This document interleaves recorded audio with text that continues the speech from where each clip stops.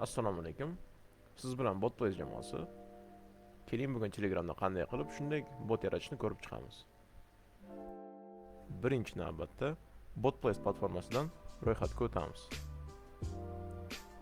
Bu yerda chatbot yaratamiz. Unga nom beramiz va sozdать tugmasini bosamiz.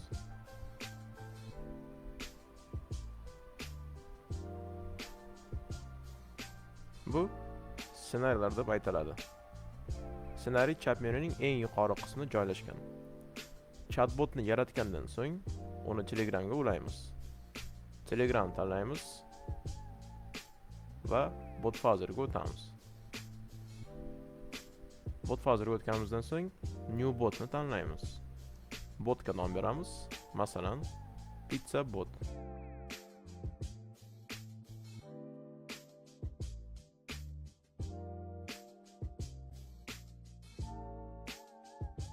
New botni tanlaymiz. Botga nom beramiz. Masalan, test pizza. Ingliz tilida oxirida bot so'zi bilan nom yozamiz. Yuboramiz va API tokenini olamiz. Uni nusxalaymiz, keyinroq ishlatamiz. Endi chatbotni biroz chiroyli qilaylik. Bot fazerda botimizni tanlaymiz. Edit botni bosamiz. Bu yerda xush kelibsiz xabarini, tavsifini va rasm qo'shishimiz mumkin. Rasm qo'shish uchun edit botni tanlaymiz. Rasmni qisqich orqali biriktiramiz. Rasmni tanlaymiz va siqishni belgilaymiz. Ya'ni sжать. Rasm yuboriladi. Endi xush kelibsiz xabarni tahrirlaymiz. Masalan, test pizza sizni kutib oladi. Biz mazali tayyorlaymiz va yetkazamiz. Yuboramiz. Tavsif qo'shamiz. Bu mijoz doimo ko'radigan matn. Masalan, buyurtmalarni tez qabul qilamiz va bajaramiz.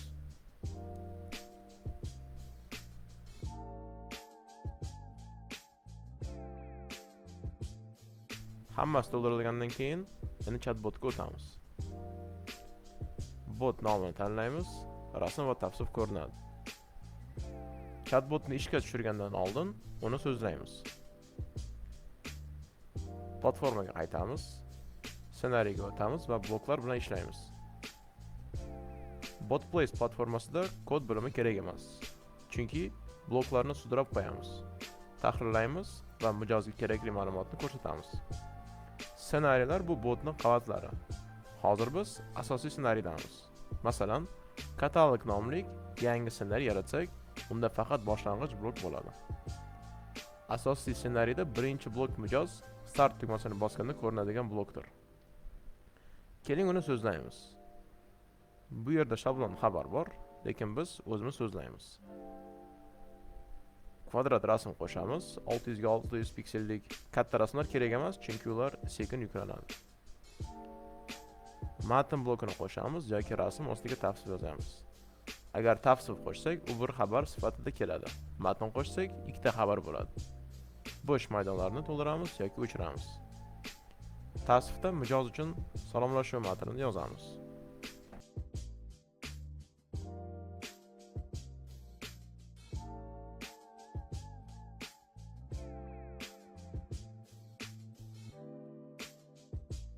Tugmalar qo'shamiz. Ular mijozning kerakli joyiga yonlantiradi. Masalan, katalog va sizning buyurtmalaringiz tugmalarini qo'shamiz. Keraksiz tugmalarni o'chiramiz. Telegramda tugmalarni onlayn qilamiz. Onlayn tugmalar shaffof, birgalikda joylashadi. Offline tugmalar esa pastda oq rangda va yashirilishi mumkin.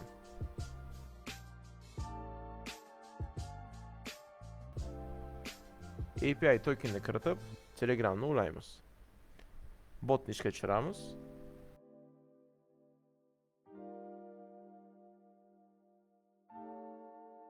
Inline tugmalar ko'rinadi. Keraksiz tugmalarni o'chiramiz. Bot fazerda edit commandsga o'tamiz. Start byuroni qo'shamiz. Bu botni qayta ishga tushirish uchun.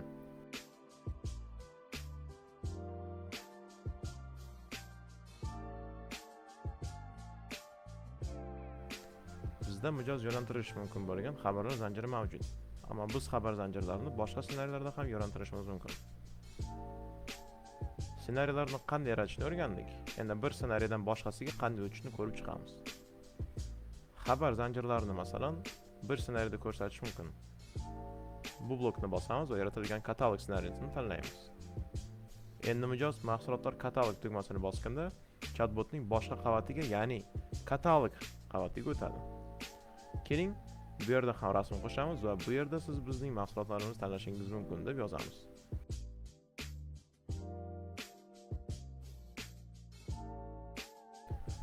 Katalogni ko'rish tugmasini qo'shamiz va barcha tugmalarni onlayn qilishni unutmaymiz. Agar butun chatbotda tugmalar onlayn bo'lsa, katalogni ko'rish tugmasini bosilganda mijoz ro'yxatdan o'tish blokiga o'tadi. Keyin ro'yxatdan o'qish blokini qo'shamiz va savatni qo'shamiz. Keyingi so'zlamalarni ham ko'rib chiqamiz. Shuning uchun biz bilan qoling. Agar BotPlace konstruktorida chatbot yaratish sizga qiyin tuyulsa, bizdan tayyor ishlab chiqarish xizmatini buyurtma qilishingiz mumkin. Batafsil ma'lumot havolada bo'ladi. Endi asosiy ssenariyga qaytamiz.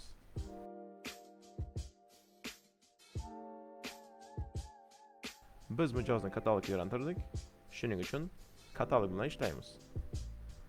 Agar mahsulot assortimenti katta bo'lsa, har bir mahsulotni qo'lda qo'shish juda ko'p vaqt talab qiladi va zerikarli.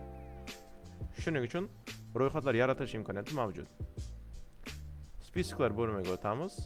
Yangi ro'yxat yaratishni bosamiz. Masalan, pizza deb nomlaymiz. Siz o'zingizga kerakli nomni tanlab qo'yishingiz mumkin. Endi maydonlar yaratamiz. Xuddi Excel jadvalini yaratgandek. Keyinchalik uni to'ldirish uchun birinchi maydonni qo'shamiz. Turini matn. Bu mahsulot nomi bo'ladi. Masalan, har bir pizzaning o'z nomi bor. Keyin yana matn turidagi maydon qo'shamiz. Bu tavsifi bo'ladi. Masalan, pizzaning tarkibi, vazni va hokazo. Yana bir maydon qo'shishimiz mumkin. Turi pul birligi, ya'ni денежный. Bu narx bo'ladi. Albatta, mahsulotsiz rasm bo'lmaydi. Shuning uchun rasm turidagi maydon qo'shamiz. Bu nomlarni o'zingizga qulay qilib o'zgartirishingiz mumkin. Yaratishni bosamiz. Ro'yxatlarimiz tayyor. Spisklar bo'limiga o'tamiz. Pizza ro'yxati paydo bo'ladi. Uni tahrirlash yoki o'chirish mumkin. Ro'yxatni bosganda u hali bo'sh ekanligini ko'ramiz. Endi ma'lumotlarni to'ldirish mumkin. Yozuv qo'shishni bosamiz. Shunda Excel jadvaliga o'xshash shakl paydo bo'ladi. Bu yerda nom, tavsif, narx va rasmni kiritamiz. Agar mahsulotlar ko'p bo'lsa, buni qo'lda kiritish juda ham qiyin. Endi jadval yordamida qilishni ko'rsataman. Men Excel bilan ishlashni yaxshi ko'raman. Shuning uchun Excelni ishlataman. Hozir pizzalar uchun ro'yxat yarataman. A ustun nomi, B ustun tavsif va hokazo bo'lishi kerakligini tushunaman. Keling, to'ldiramiz. Masalan, pizzaning nomi, xayoliy tarkibi va xayoliy narxini kiritdim. Endi rasm qoldi. Excelga rasmni to'g'ridan to'g'ri yuklamaymiz. Buning o'rniga fayllarga havolalardan foydalanamiz. Yandex Disk yoki Google Drive ishlatish mumkin. Lekin men bepul xizmatdan foydalanaman. Rasmlarni yuklayman va har biriga havola olaman. So'ng har bir qatorga havolalarni joylashtiraman. Ro'yxatlar tayyor. Ishoning, bu qo'lda mahsulotlarni qo'shishdan ancha tezroq. Endi bu faylni kompyuterga yuklaymiz. Platformaga qaytamiz. Spisklar bo'limida pizzani ochamiz va Exceldan importni bosamiz. Ustunlar nomlariga bos bo'lish kerak. A nomi, B tavsif, C rasm. Keyingini bosamiz. Noyob maydonni tanlaymiz. Masalan, narx, chunki narxlar har xil. Rasm havolalari ham noyob, shuning uchun ulardan birini tanlashingiz mumkin. Faylni tanlaymiz. Ozgina kutib, keyingini bosamiz. Mahsulotlarimiz qo'shildi. Endi yopishni bosamiz. Sahifani yangilaymiz. Mahsulotlar qo'shilganini ko'ramiz. Kerak bo'lsa, faylni tahrirlab, qayta yuklash mumkin. Yangi fayllar almashtiriladi, qolganlari saqlanadi. Endi tahrirlovchiga qaytamiz va ssenariyni so'zlaymiz. Ro'yxatdan o'qish blokiga o'tamiz. Bu yerda bot avtomatik tanlanadi, lekin biz pizza ro'yxatini tanlaymiz.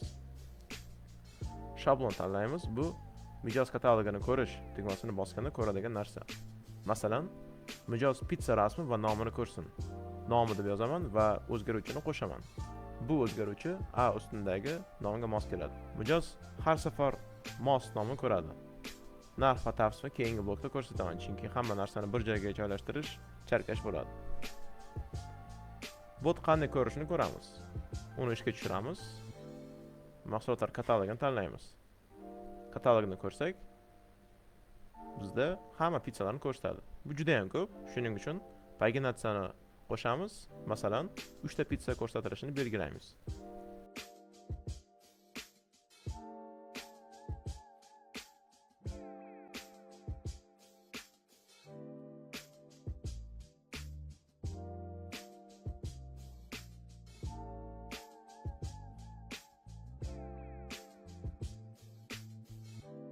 Endi katalogni ko'rish boshlaganda faqat 3 ta pitsa ko'rinadi.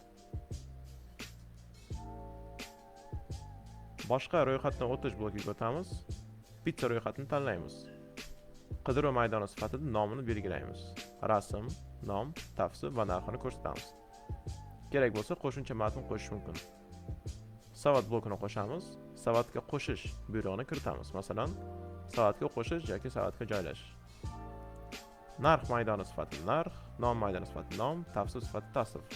Rasmga rasmni tanlaymiz. Savatga o'tish tugmasini qo'shamiz. Mijoz mahsulotni savatga qo'shgach, savatga o'tib buyurtmani to'lashni yoki tasdiqlashi mumkin. Savatga o'tish tugmasidan keyin savatga yo'naltiramiz. Savatda so'zni amal qilamiz, umumiy narx maydonini tanlaymiz. O'zgaruvchi qo'shiladi. Mahsulotlar ro'yxatdan keyin yuborish belgisini yoqamiz. Maydonni misolda ko'rsatilgan o'zgaruvchilar bilan to'ldiramiz. Buyurtma raqami, nom, tavsif, narx, ko'paytirilgan miqdor teng umumiy narx. Bir nechta voqea variantlari mavjud. Agar yuridik shaxs bo'lsak, yukassa ulab yoki boshqa payme, kliklarni tanlab savatda to'lovni amalga oshirishimiz mumkin. Agar jismoniy shaxs bo'lsak, Yumani bo'lsa, keyingi to'lash so'zlab Yumani bilan integratsiya qilamiz. Bu haqida keyinroq gaplashamiz. Hozircha to'lovsizni tanlash mumkin. Agar yetkazib berish manzilini belgilasini yoqsak, mijozdan manzil so'raladi. Har bir mahsulot karta uchun mavjud pitsalar miqdorini ko'rsatish kerak. Albatta buni boshidan qilish yaxshiroq. Endi bu qanday ishlashini ko'rsataman. Agar biz buyurtma asosida ishlasak va pizzani buyurtma vaqtida tayyorlasak, bu kerak emas. Ammo do'kon yaratishda omborda haqiqiy mavjud miqdorni ko'rsatish imkoniyati bor. Miqdor tugasa, mijoz bu mahsulotni buyurtma qila olmaydi. Katalog ssenariysiga qaytamiz va savatni so'zlashni davom ettiramiz. Bu yerda miqdor kamaytirishni belgilaymiz va miqdor maydonini tanlaymiz.